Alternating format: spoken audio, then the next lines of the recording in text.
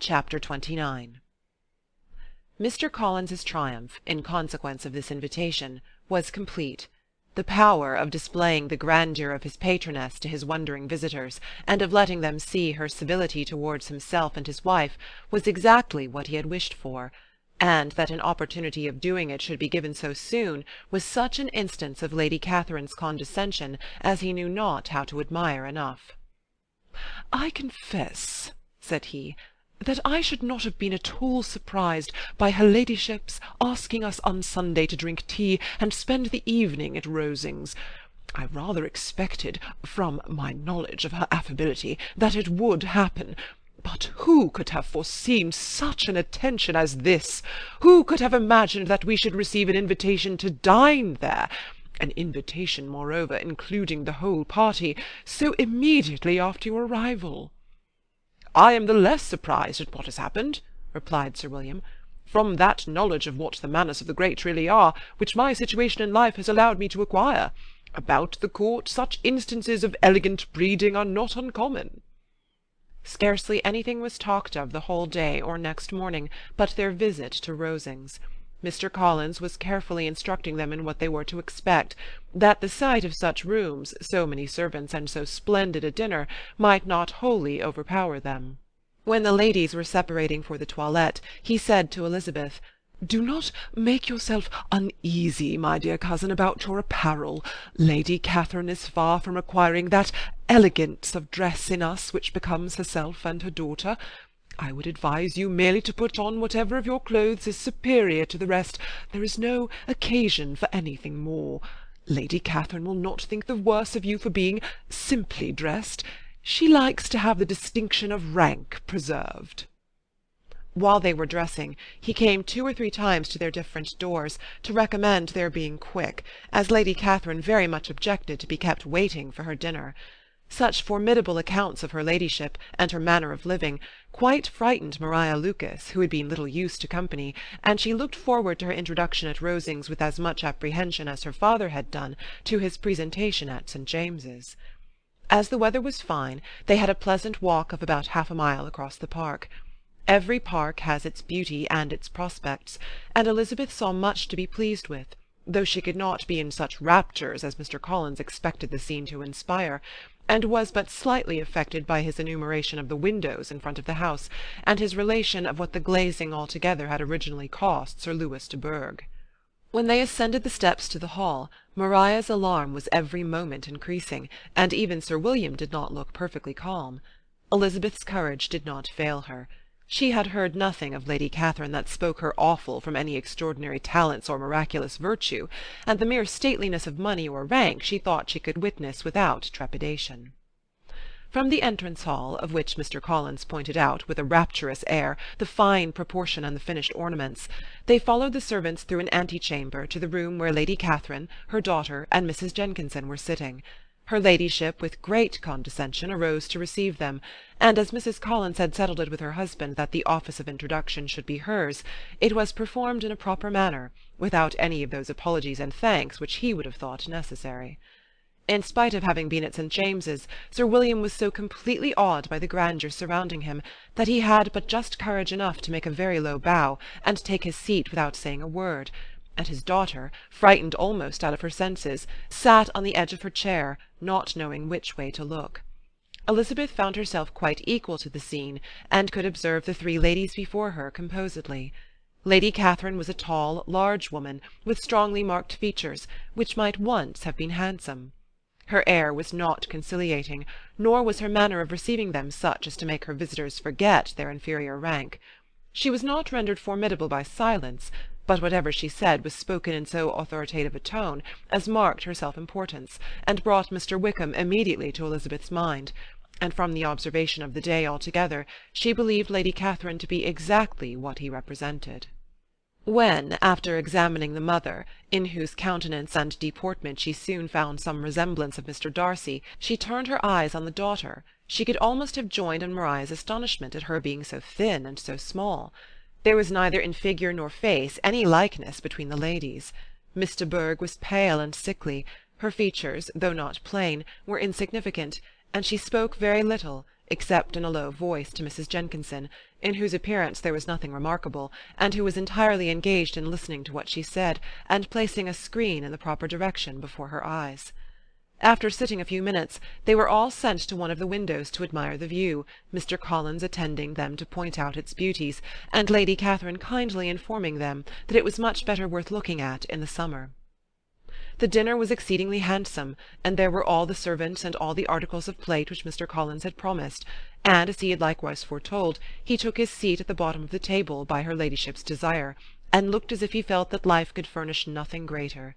He carved, and ate, and praised with delighted alacrity, and every dish was commended, first by him and then by Sir William, who was now enough recovered to echo whatever his son-in-law said, in a manner which Elizabeth wondered Lady Catherine could bear. But Lady Catherine seemed gratified by their excessive admiration, and gave most gracious smiles, especially when any dish on the table proved a novelty to them. The party did not supply much conversation. Elizabeth was ready to speak whenever there was an opening, but she was seated between Charlotte and Miss de Bourgh, the former of whom was engaged in listening to Lady Catherine, and the latter said not a word to her all dinner-time. Mrs. Jenkinson was chiefly employed in watching how little Miss de Bourgh ate, pressing her to try some other dish, and fearing she was indisposed. Maria thought speaking out of the question, and the gentlemen did nothing but eat and admire. When the ladies returned to the drawing-room, there was little to be done but to hear Lady Catherine talk, which she did without any intermission till coffee came in, delivering her opinion on every subject in so decisive a manner as proved that she was not used to have her judgment controverted. She inquired into Charlotte's domestic concerns familiarly and minutely, gave her a great deal of advice as to the management of them all, told her how everything ought to be regulated in so small a family as hers, and instructed her as to the care of her cows and her poultry. Elizabeth found that nothing was beneath this great lady's attention which could furnish her with an occasion of dictating to others. In the intervals of her discourse with Mrs. Collins, she addressed a variety of questions to Maria and Elizabeth, but especially to the latter, of whose connections she knew the least, and who she observed to Mrs. Collins was a very genteel, pretty kind of girl. She asked her at different times how many sisters she had, whether they were older or younger than herself, whether any of them were likely to be married, whether they were handsome, whether they had been educated, what carriage her father kept, and what had been her mother's maiden name. Elizabeth felt all the impertinence of her questions, but answered them very composedly. Lady Catherine then observed, "Your father's estate is entailed on Mr. Collins, I think. For your sake," turning to Charlotte, "I am glad of it. But otherwise I see no occasion for entailing estates from the female line. It was not thought necessary in Sir Lewis de Bourgh's family. Do you play and sing, Miss Bennet?" "A little." "No. Then some time or other we shall be happy to hear you. Our instrument is a capital one, or probably superior to— you shall try it some day. Do your sisters play and sing?" "One of them does." "Why did not you all learn? You ought all to have learned. The Miss Webbs all play, and their father has not so good an income as yours. Do you draw?" "No, not at all." "What? None of you?" "Not one." "That is very strange. But I suppose you had no opportunity. Your mother should have taken you to town every spring for the benefit of masters." "My mother would have had no objection, but my father hates London." "Has your governess left you?" "We never had any governess." "No governess? How was that possible? 5 daughters brought up at home without a governess! I never heard of such a thing. Your mother must have been quite a slave to your education." Elizabeth could hardly help smiling as she assured her that that had not been the case. "Then who taught you? Who attended to you? Without a governess you must have been neglected." "Compared with some families, I believe we were, but such of us as wished to learn never wanted the means. We were always encouraged to read, and had all the masters that were necessary. Those who chose to be idle certainly might." "Ay, no doubt, but that is what a governess will prevent, and if I had known your mother, I should have advised her most strenuously to engage one. I always say that nothing is to be done in education without steady and regular instruction, and nobody but a governess can give it. It is wonderful how many families I have been the means of supplying in that way. I am always glad to get a young person well placed out. 4 nieces of Mrs. Jenkinson are most delightfully situated through my means, and it was but the other day that I recommended another young person, who was merely accidentally mentioned to me, and the family are quite delighted with her. Mrs. Collins, did I tell you of Lady Metcalfe's calling yesterday to thank me? She finds Miss Pope a treasure. Lady Catherine, said she, you have given me a treasure. Are any of your younger sisters out, Miss Bennet? Yes, ma'am, all. All? What, all 5 out at once? Very odd, and you only the second. The younger ones out before the elder ones are married. Your younger sisters must be very young. Yes, my youngest is not 16. Perhaps she is full young to be much in company. But really, ma'am, I think it would be very hard upon younger sisters that they should not have their share of society and amusement, because the elder may not have the means or inclination to marry early. The last-born has as good a right to the pleasures of youth as the first, and to be kept back on such a motive, I think it would not be very likely to promote sisterly affection or delicacy of mind. Upon my word, said her ladyship, you give your opinion very decidedly for so young a person. Pray, what is your age?